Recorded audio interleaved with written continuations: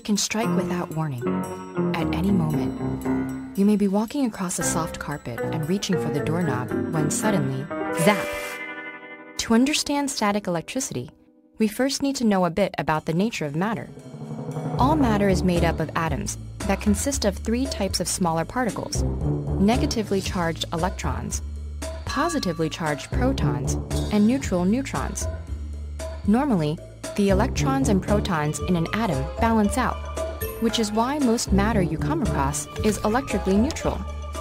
But electrons are tiny and almost insignificant in mass, and rubbing or friction can give loosely bound electrons enough energy to leave their atoms and attach to others, migrating between different surfaces.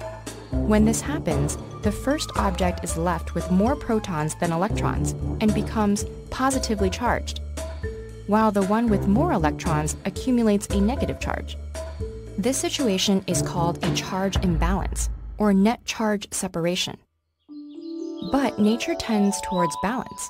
So, when one of these newly charged bodies comes into contact with another material, the mobile electrons will take the first chance they get to go where they're most needed, either jumping off the negatively charged object or jumping onto the positively charged one, in an attempt to restore the neutral charge equilibrium. And this quick movement of electrons, called static discharge, is what we recognize as that sudden spark. This process doesn't happen with just any objects. Otherwise, you'd be getting zapped all the time. Conductors like metals and salt water tend to have loosely bound outer electrons, which can easily flow between molecules. On the other hand, insulators like plastics, rubber, and glass have tightly bound electrons that won't readily jump to other atoms. Static buildup is most likely to occur when one of the materials involved is an insulator. When you walk across a rug, electrons from your body will rub off onto it, while the rug's insulating wool will resist losing its own electrons.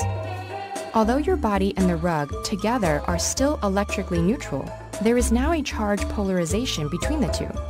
And when you reach to touch the doorknob, zap! The metal doorknob's loosely bound electrons hop to your hand to replace the electrons your body has lost. When it happens in your bedroom, it's a minor nuisance. But in the great outdoors, static electricity can be a terrifying, destructive force of nature. In certain conditions, charge separation will occur in clouds. We don't know exactly how this happens. It may have to do with the circulation of water droplets and ice particles within them. Regardless, the charge imbalance is neutralized by being released towards another body, such as a building, the earth, or another cloud in a giant spark that we know as lightning. And just as your fingers can be zapped over and over in the same spot, you better believe that lightning can strike the same place more than once.